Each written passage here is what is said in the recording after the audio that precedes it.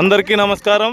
NDC న్యూస్కి స్వాగతం. ఈరోజు అయితే మనం ఎదురుకుప్పం మండలంలో ఉన్నామండి. ఇక్కడైతే చూస్తున్నాము ఎస్సీలు ఎంతో కాలంగా ఇక్కడ నివసిస్తున్నారు. అదే పక్కనే ఉన్నటువంటి గుట్టపరంబాకి కూడా వాళ్ళకి ఇల్లు కావాలని చెప్పి ఆల్రెడీ కలెక్టర్ గారికి కూడా అర్జీ ఇచ్చినట్టున్నారు.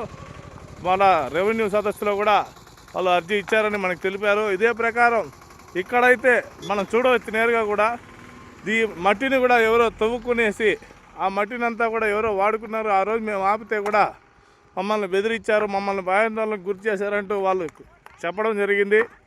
అదే ప్రకారం ఈరోజు అయితే ఇక్కడ ఉన్నటువంటి పేద కుటుంబాలన్నిటికీ కూడా ఇక్కడ ఉన్నటువంటి స్థలాన్ని పంచాలని వాళ్ళు కోరుతున్నారు.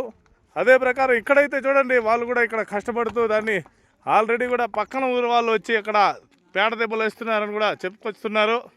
కాబట్టి ప్రభుత్వం వారు స్పందించి వీళ్ళకి న్యాయం చేయాల్సిందిగా కోరుకుంటున్నాం.